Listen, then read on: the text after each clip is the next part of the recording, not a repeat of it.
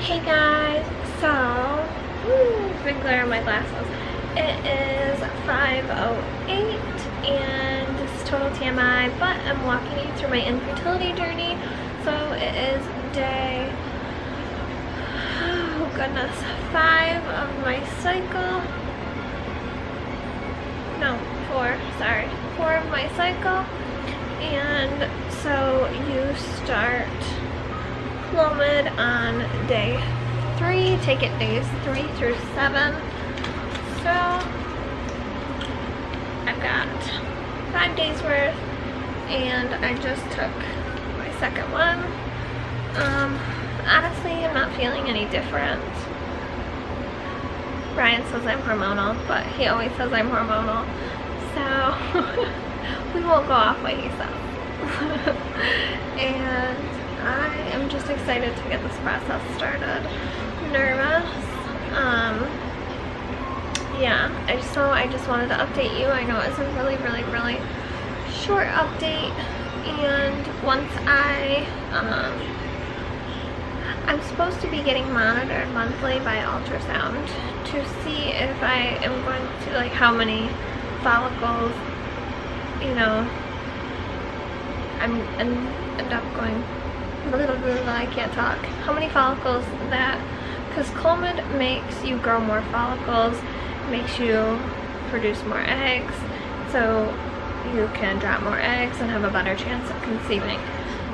So, when I was on it before, I took it for 8 months. It did not work for me.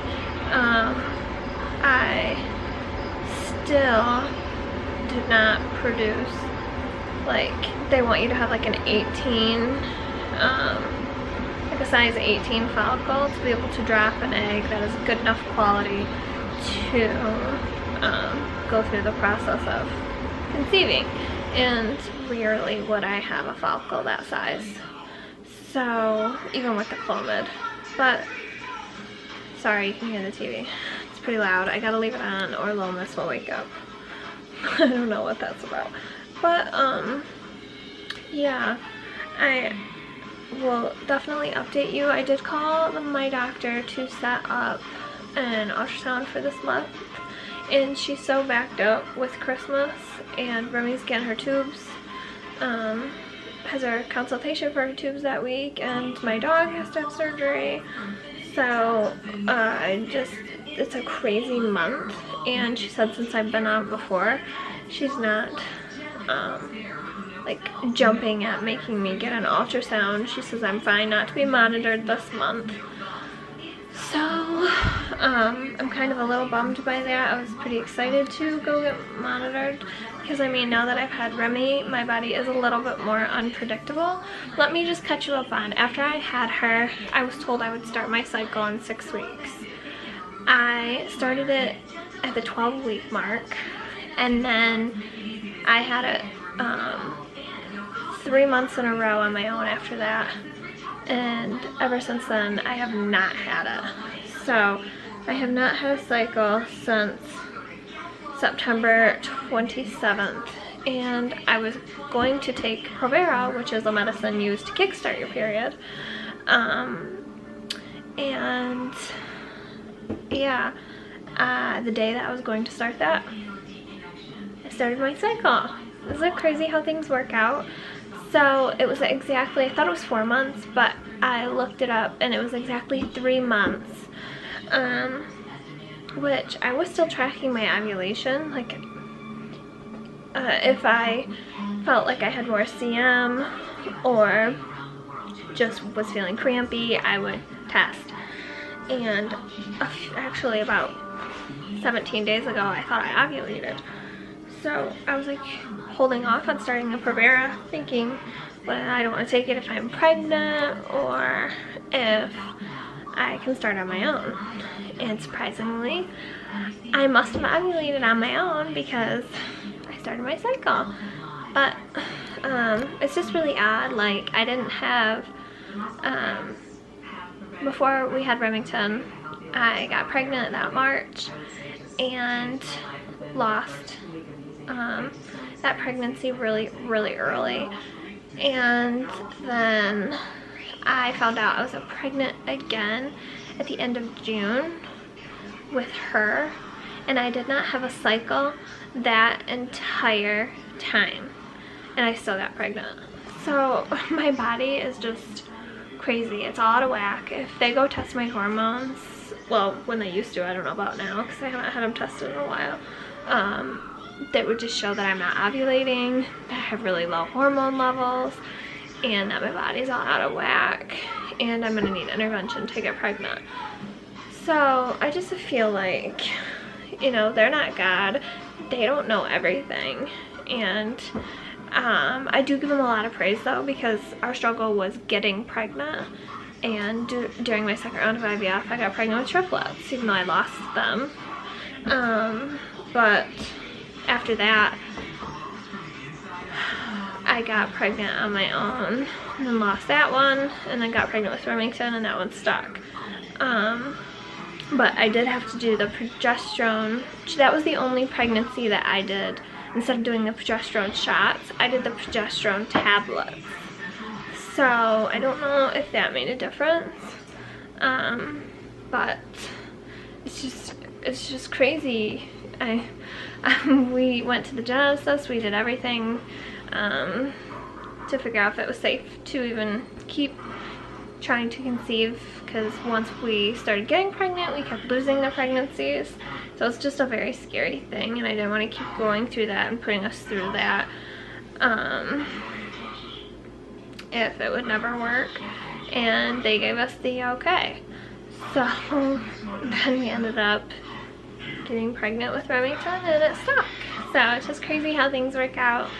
And now that we have her, I just am so excited to get this process started again and hopefully put another bun in the oven soon. I am trying not to get my hopes up though, because it, you know, it was like, what, 4.5 years before we got pregnant with her. It was like right around the 5-year mark when we had her, following our entire infertility journey last time. So during that time, we had all of our losses. We went through 3 rounds of IVF. The first 2 rounds we used our own, my own eggs, and then the 3rd round we used donor embryos, and that didn't take. So then we started the adoption process. We did foster care. I do like a 10 video series below. Those were my first set of videos that I did doing YouTube. So if you would love to check that out, that would mean a lot. I feel like I can relate to a lot of people. We've been through so much, and that's one reason why I started this channel, was to just reach people who also struggle, and, you know, struggle with infertility, struggle with loss, and just an abundance of things. I feel like I could relate.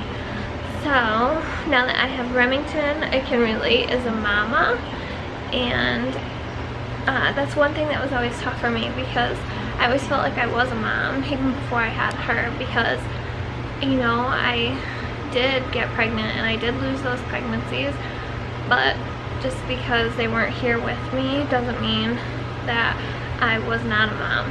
And so that was one of the hardest things that I struggled with. I don't know if any of you feel that too, or felt that, because I know a lot of people would be like, well, it's okay, if it's meant to work out, you'll be a mom one day. And I give them this look like, do you even think before you talk? You don't know. I'm already a mom. I'd give Ryan the eyes, and Ryan would be like, take it down a notch, take it down. So yeah, but I definitely feel like some people just don't understand. They never went through it, and they'll never understand. However, a lot of people do, and a lot of people have went through it, and it's not something that's widely talked about. But I do feel that you should not be looked down upon at all. If anything, you are a strong woman, you know, and it's tough for the dads too, and the entire family when you go through a loss. So yeah, I am here if any of you guys want to talk, or curious, I guess, if you guys have been through something similar, and you can DM me, leave it in the comments below. I have my email. If any of you ever want to talk or do a collab and talk about our stories together, I'd be completely up for that. I love to share and reach out to people. Maybe they're just in a bad spot. I definitely was after my first loss, and I didn't even want to leave the house. So I am here, and I just hope you guys enjoy following our journey for baby number 2. And don't forget to give this video a thumbs up. If you are new to my channel, please hit that subscribe button and we welcome you. Okay, well, I'm in Michigan, so I'm trying to stay warm.